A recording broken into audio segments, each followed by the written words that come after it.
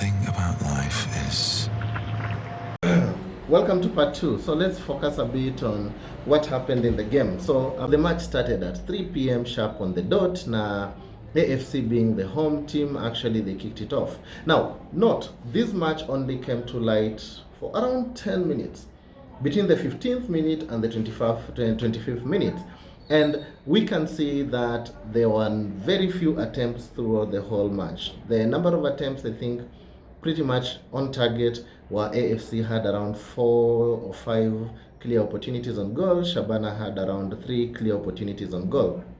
And the first goal actually was scored by Brian Yahama. It was a penalty actually. So he won the penalty, and you can see by the way he was fouled by a Bandari, no, not a Bandari actually. I don't know why Bandari kwa akili yangu, by a Shabana player. It's a clear penalty. Credit to the referee who gave it, and it was very calmly converted for 1-0.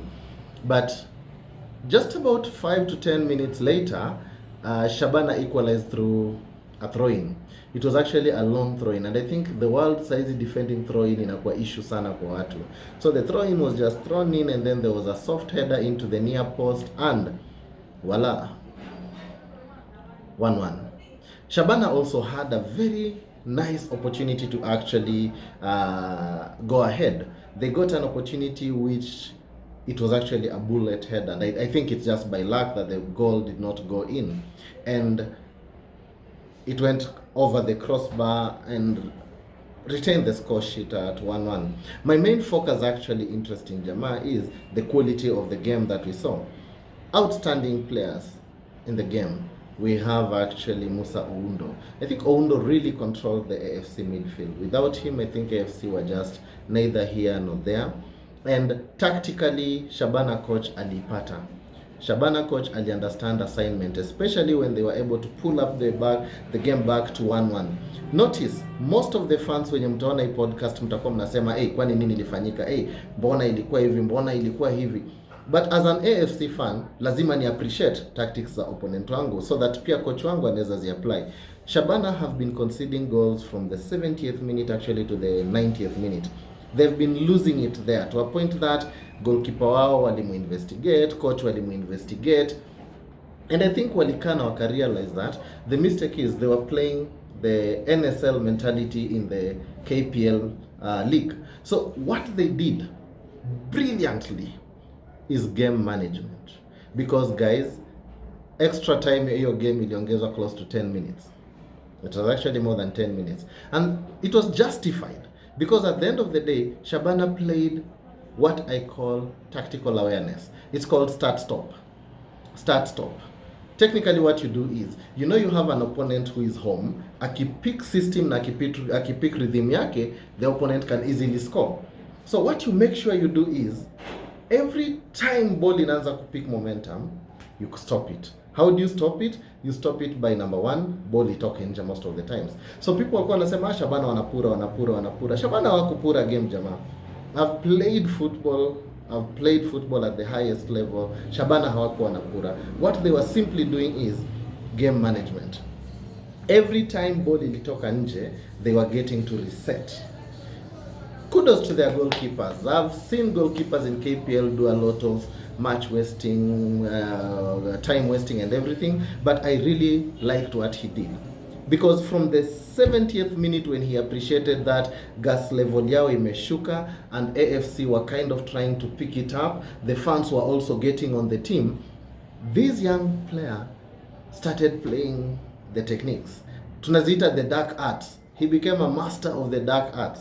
Alikuwa dakika 5 anaketi chini, time inaenda, dakika 10 anaketi chini, and remember you cannot throw a goalkeeper, and I think he sat down around 3 times. It frustrates you as an opponent. Forget the issue of time itaongeza because goalkeeper ako chini, but number 1 thing that it does is, being a player myself, I know it really frustrates you. Because what happens is, when you consistently run and your adrenaline kicks in and it kicks in and it kicks in, it becomes easy for you to outdo your opponents.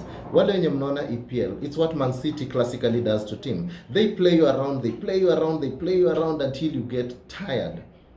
So in such a situation, the best thing that you start doing is toa mpira nje, tulia, toa mpira nje, tulia. And Shabana did that outstandingly.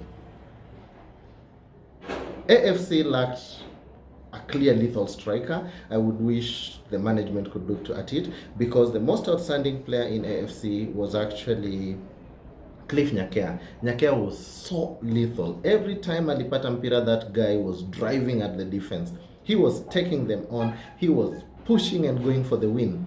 The rest of the teams, Musa Oundo was actually excellent. So if I'm to rate players of the matches, it would technically be a close fight between Musa Oundo and Cliff Nyakea. However, I think based on overall performance, I would give it to Musa Oundo, because Oundo was literally the driving force. He was the person who was literally the engine and making sure AFC was ticking. I think Cliff Mieso needs to really go back and do his basics, because what I realized is some of these players in AFC, especially the right back and the left back, control yao. Guys, you're playing in the KPL, it's the highest level. The best you can do is have a good control.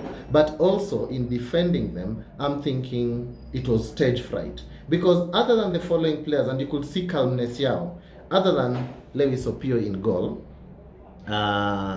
other than number 12, I'll go back to his name, other than Cliff Nyakea, Musa Oundo, these are players who have actually played for AFC, and you could see the difference between them and the new players we brought in from Zoia and the other small clubs, because hawa wachezaji wamezoea kucheza under pressure ya INGWE.